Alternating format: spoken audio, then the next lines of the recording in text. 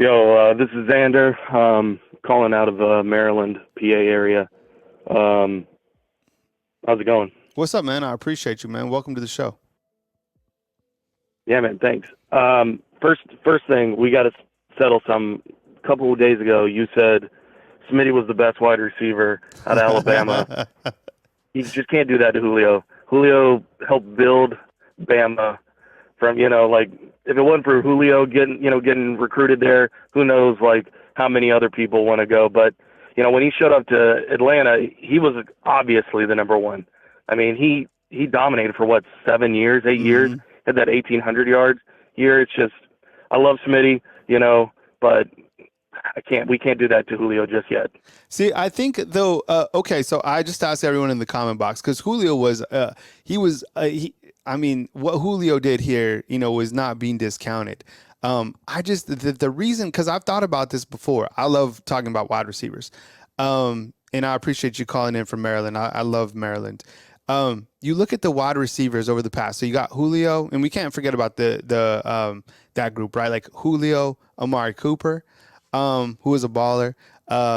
When I got here, Calvin Ridley was the guy. And then when he left, then you had all those young guns come in, right? So I watched those guys grow up. So like Calvin Ridley was like, the senior, and then I think Jerry Jeudy, Henry Ruggs, Smitty, and then you had Waddle come in, and now so I watched those guys develop. And the thing about it is, because Julio, what he did here was amazing, and he has a completely different body style than Smitty, right? But they're not even the same type of wide receiver. Yeah, they're not even the same type. Like Julio is, he's a monster. He's kind of like almost like a DK Metcalf in a sense, right? He's just a monster of a man. He has Julio has 300-yard games in the NFL, Jeez, that's crazy. I didn't even know that. But what I saw, I'm pretty sure there's one against Green Bay and two against Carolina. That's crazy. The thing that I liked about Smitty though, was the fact that his mentality, and I don't know if you saw that sound. I think I probably said it on that night we were talking about that soundbite. He is just all business all the time. And not to say that Julio wasn't or whatever. I'm just saying, I personally, in my opinion, I like the mindset of Devontae Smith. The guy didn't say anything. He was a worst interview because he didn't want to talk. He just wanted to practice. No, he wanted to play football. That's it. And they were like, what happened? You dropped the football. And he's like, I dropped the F from football. What more is there to say about it? And they're like, what can you learn about it? He's like, catch the damn ball. It's like the best soundbite. And that's how he is. But that's fine. Julio, absolute baller. Cooper, Ridley, all of those wide receivers. And I think now when you look to, I don't think there was a ride out last year on this team. And a ride out has to be like a category that you break into. Would you say now, kind of switching gears, that Jermaine Burton has garnered that ride out title? If there was one thing I could do, if I was able to talk to any player, it would be apologize to Burton, because for 2 years, the thing that I've been just completely disgusted by is because everybody thinks they're wide receiver U, but some of the best wide receivers in the league have been coming out of Bama. Yeah. And when you think number one wide receivers, a lot of times it's like, oh yeah, that guy's from Alabama. And I just didn't see it from Burton last year, and maybe it was just the scheme. Who knows? Brooks, don't know what's happened to him. Yeah. I know a lot of fans, we saw, a Jai Hall, that spring game, and then he couldn't catch a ball in the in the championship at all. And, it was just 2 years of frustration of waiting for a guy to actually want to be a Bama wide receiver and have that Bama wide receiver claim. There's a lot of great wide receivers that you just talked about. But yeah, it would definitely be apologize to Burton and be like, you know what, you are that guy. Yeah, because there was so many people. I definitely have been all over Twitter being like, Burton, where are you? Yeah, and so many. Remember when we all found out that Burton was coming back? Everyone was like, shit, he's coming back. And okay, cool. We're gonna get another 500 yards. Yeah, Yay. exactly. And somebody even in the comment box who said that, I'll never forget, they're like, Burton is putting up he's putting up Georgia type receiver numbers, meaning that, remember when Georgia didn't really throw the football, they're like, he's doing that here at Alabama. Yeah. But that guy, something happened to him. He's playing. And I think a lot of it is because he might have read some of the noise.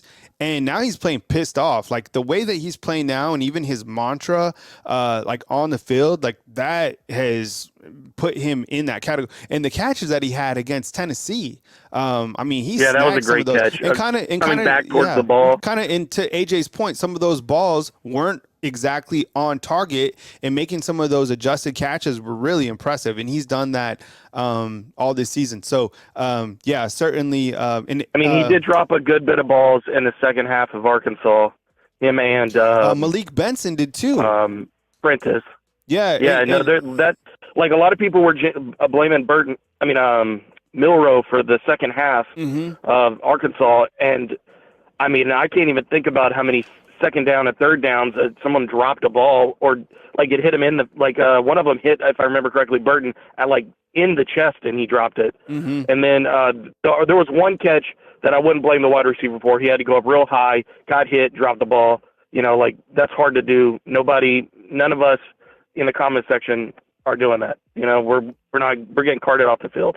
So, but you know, when we look at wide receivers as fans, we're like, hey, if it touches your hands, you need to come down with it. Yeah, 100%.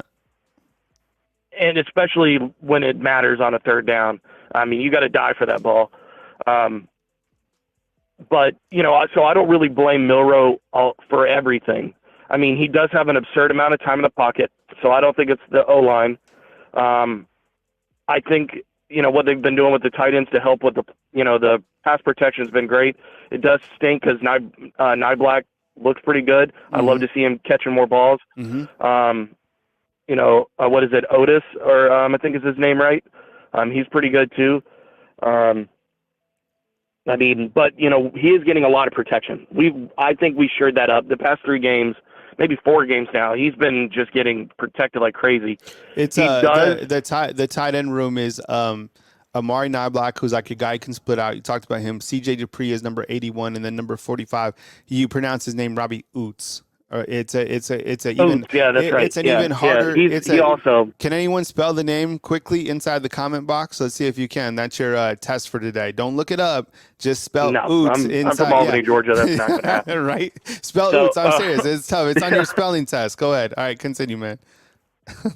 But yeah, no, I mean, he has a lot of time. I think he's like, again, I know he looks like he's 30 years old. He is a sophomore in college. He probably was doing the RPO from the time he was in elementary school, you know, because he's so fast, he's so big. They were probably like, look, you just do read option, you run it or pass it deep. That's all you need to do. And he probably did that from the time he was, you know, a kid till he was in high school. And now college football has changed. We don't do that anymore. Almost no one does that. It's like Army that does that. And it just doesn't happen. So now he has to learn to develop his, you know, ability to read defenses and go through his progressions while reading the zones that he's throwing into.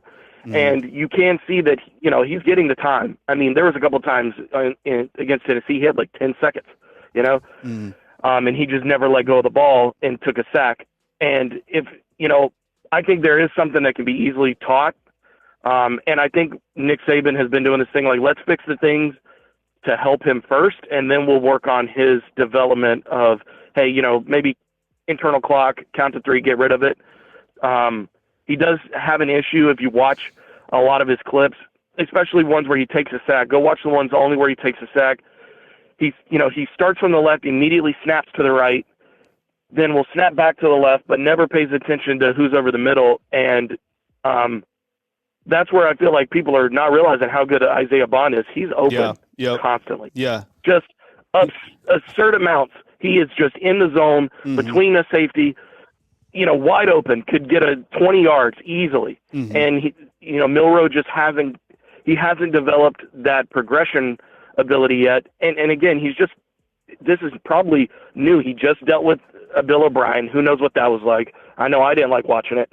I mean, like they were setting up Young for the worst success. I mean, snapping the ball with 1 second left every play was.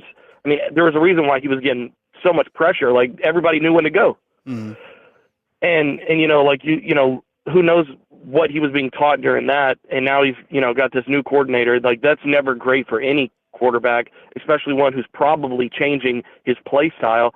I mean, it is interesting. As soon as we switch back to like the RPO, we had a lot of success. I'm not saying we should do that because it is easy for defenses to, deal with nowadays. But it would be nice to mix it in a little bit, just to mess with the defense and get them having to think about it. But if we can get Milroe realizing that, he has something over the middle, because a lot of our success when we're getting down the field is, Nye Black over the middle, Bond over the middle.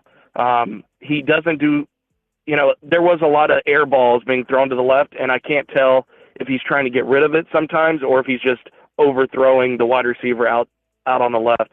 But I think he is a good quarterback. He's just still very young. There's a lot of quarterbacks that have been his same build that, were too strong and overthrew the ball a lot when they were young. I think people forget what Cam Newton was like. He couldn't hit anything close. He overthrew everything. And that was even an issue he had in the NFL. But I think Milroe has some very promising times within games where it's like, okay, see if he can just maintain that, we'll be dangerous. Because at the end of the day, the reason our run game has been the way it has been is really just they aren't really dealing with intermediate passing. So their linebackers are dropping in and just making it more difficult. But I think as soon as we even have a couple of games where he's throwing over the middle, look what happened to Tennessee. They, he started getting good passes in, and they had nothing to deal with the run at that point. Yep. Especially when he started running. Once he started running, they had no answer. The big thing that I think is going to be the key to LSU, people are talking about how we don't get, we're not getting pressures and we're not getting sacks. I don't think that's actually statistically true. We get a lot of guys in the backfield. The problem was the past 3 games we've been dealing with very large quarterbacks, and we just weren't getting the tackles we should. Or they were breaking tackles. Tennessee, he broke 3 tackles off to the right, for a first down. If they can get their hands on Daniels, we've seen all the other teams hurt him pretty bad. I think if Dallas touches him, he's probably going down. So, I think the key is really just going to be making, if we can actually not have him break tackles, if Daniels is not capable of breaking tackles, then I think he's going to have a bad night, because I do still, compared to last year, we had the speed to deal with LSU. The problem was someone was not coaching kids how to tackle.